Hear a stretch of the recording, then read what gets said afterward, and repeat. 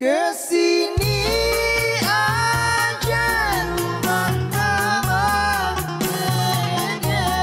Kesini aja berbagi cerita. Bersama-sama kita jadi berkah. Insya Allah berakhir bahagia. Kembali lagi bersama kami di rumah Mama Dede. Nah, menyambung pertanyaan IPMA tentang sholat yang khusyuk nih, Ma. Ini ada pertanyaan dari jamaah juga yang ada kaitannya sama pertanyaannya IP nih, Ma. Sok, kumaha? Dari RD Garlina. RD Garlina. RDG. RDG, betul, Ma. Assalamualaikum warahmatullahi wabarakatuh. Waalaikumsalam RDG. warahmatullahi wabarakatuh. Semoga Mama, Mas Pedu, dan Cek Ipah Amin. senantiasa dalam lindungan Allah Subhanahu wa Ta'ala. Jadi Ece lu sekarang belajar bahasa Sunda mama. Siap, Ya. Cek. Wani piro. Nah, bahasa Jawa jadi wadi pironya. Kan dari sini. Oh iya. Nah, Mah, galau nih, Mah. Naon? Mah, kalau di saat tengah sedang sholat nih, Mah, bagaimana caranya dan harus bagaimana jika konsentrasi kita tidak khusyuk dalam sholat? Malah sampai lupa rakaat keberapa, dan apakah jika di kondisi seperti itu, sholat kita dimaafkan Allah Subhanahu wa Ta'ala? Mohon saran dan petunjuknya, Mah. Wassalamualaikum warahmatullahi wabarakatuh. Waalaikumsalam. Kalau kita kaji ilmu fikih, khusyuk tidak termasuk dalam wajib sholat. Tidak ada, tidak. Lu jangan dulu. Oh iya, tapi merupakan pelengkap agar sholat kita semakin baik dan diterima oleh Allah. Oh.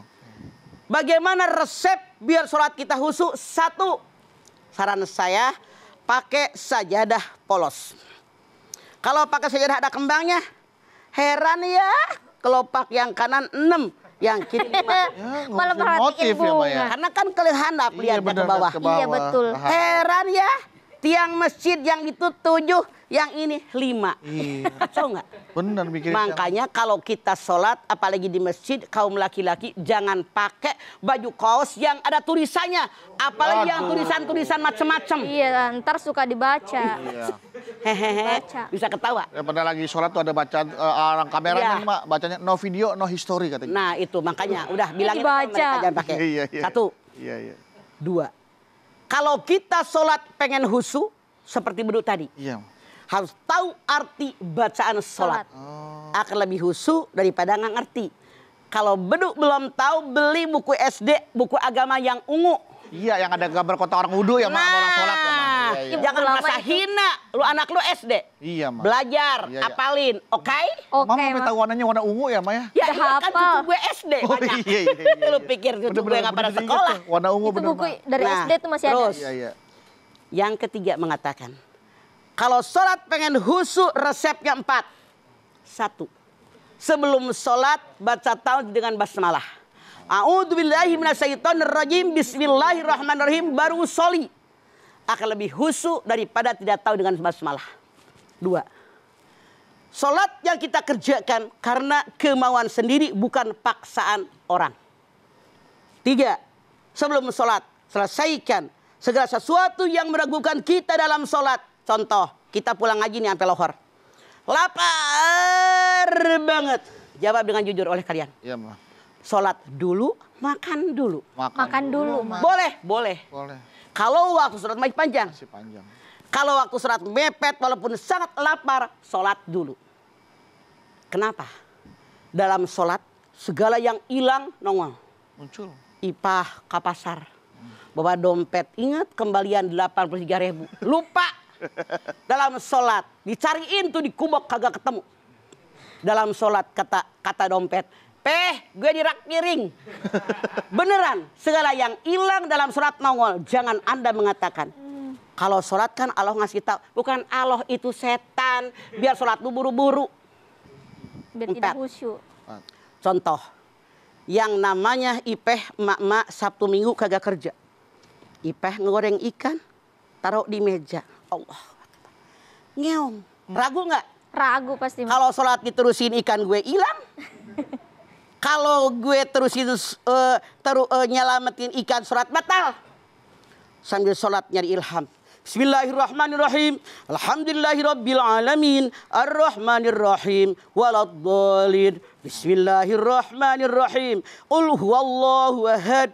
Allahus somad. Salat jalan kucing digusrah. Makanya selesaikan segala yang berdebat dalam sholat. 4. Sholat yang saya kerjakan tujuannya hanya mengharapkan ridhonya Allah. Insya Allah husu. Tapi Imam Syafi'i mengatakan kalau sulit sepanjang sholat minimal. Ketika takbiratul ihram husu itu sudah lumayan. Alhamdulillah. Baik, Mah. Nah, Mah, ini ada pertanyaan selanjutnya nih, Mah, dari jamaah dari celani.id. Celani, mudah-mudahan huruf akhirnya nggak diganti. Ini celana. Parah nih namanya. Assalamualaikum, Mah. Waalaikumsalam Celani. Salam. Celani. Galau nih, Mah. Ada apa Celani? Mah, saya orang yang jarang beribadah. Apa karena itu hidup saya merasa kurang tenang? Padahal Allah udah baik, selalu kasih saya rezeki. Tapi kalau lagi susah, saya suka berpikir saya kurang ibadah. Oke. Anda menyadari bahwa semua rezeki karunia dari Allah. Anda pun menyadari ibadah Anda kurang. Artinya Anda orang yang curang. Makanya yang namanya nikmat segitu banyaknya bersyukur dengan nikmat Allah. Wa in ta'uddu nikmatallahi la tusuha. Biasanya dipentokin dulu. Anda susah, suami di PHK, anak bengek, tabrakan dan seterusnya, rumah bocor. Baru Anda sadar. Saran saya Celani, namanya Celani. Selani harusnya baca Selani kali mah ya. Iya. Bukan Celani, Celani ntar takutnya dipakai. Mudah-mudahan kesadaran Anda direalisasikan dalam hidup Anda. Coba kalau seandainya Anda sekarang kena corona aja. Iya kan? Bisa apa, hayo? Nggak bisa apa. Makanya mengpeng Anda sehat, sok ibadah yang benar sebelum datangnya sakit. Mengpeng hidup sebelum mati. Mengpeng senggang sebelum sibuk. Mengpeng muda sebelum tua. Mengpeng kaya sebelum miskin. Begitu Celani. Nah, Mah, bicara tentang sholat yang baik gitu. Bagaimana dengan orang yang sudah tua, tapi dia belum hafal dengan hafalan sholat gitu, Mah. Jangankan menghafal artinya, bahasa Arabnya aja dia masih setengah-setengah gitu hafalannya, Mah. Itu bagaimana, Mah? Apakah itu Apa yang tugasnya Ipah anaknya? tanyakan? Begitu banyak mamah bertemu orang yang seperti ini. Punten jangan marah orang Jawa. Saya tahun 77 pindah ke Depok dari Tanah Abang. Ngambil saya perumnas. Tetangga saya banyak yang jangan marah. Banyak yang Islam kejawen. Jangan marah, maaf. Saya lihat kenyataan hidup saya. Yang namanya mereka Islam kejawen, ngaku Islam, sholat kagak. Mukena nggak punya, Quran nggak punya, boro-boro bisa baca Quran. Nah, boleh jadi mereka yang kejawen ini tidak tahu boro-boro bacaan sholat. Mukenanya aja nggak punya, gerakannya nggak tahu, sholat aja nggak pernah. Saya bersyukur kepada Allah dikirim oleh Allah saya ke situ. Saya beli mukena, dulu kan tahun 70-an mah cuma di Tanah Abang. Mukena. Depok belum ada yang dagang. Jual baju. Tahun sekian kan masih jebot, masih primitif. Belum Terus jebot. yang namanya beli Quran kita bagiin, beli Yasin bagiin, ngumpul di rumah dari 2 orang, 5 orang sehingga sekian banyak orang. Kita ajarin emak-emak, ajarin anak-anak, ajarin remaja, ajarin bapak-bapak tuh ayah dulu. Masya Allah terbuka hati mereka. Cuman itu dia yang namanya enen-enen hesek diajarinya. Iya. Insya Allah yang penting mereka yakin bahwa mereka sholat dengan apa yang mereka lakukan. Insya Allah Allah terima. Asal jangan sengajain. Nggak usah lah gue belajar. Kata mamah dedeh juga diterima. Maksudnya bukan begitu. Karena orang yang seperti Ipah katakan tadi, mamah langsung melihat banyak yang seperti itu. Yang penting hatinya hadir. Hatinya hadir dan tetap masih mau belajar walaupun Mau belajar. Makanya orang yang baca Qur'annya tatag totog, tahu nggak tatag totog? patah-patah. Nah, patah-patah.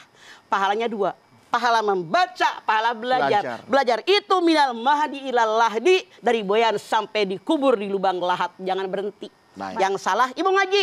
Nggak, udah tua. Justru udah tua, Ijroil lagi dikit jemput lo. Ayo Bu. Ayo, Ijroil. Begitu. Baik, Ma. Setelah ini kita lanjutin lagi, Ma. Dan pemirsa jangan kemana-mana, tetap bersama kami di rumah Mama Dede.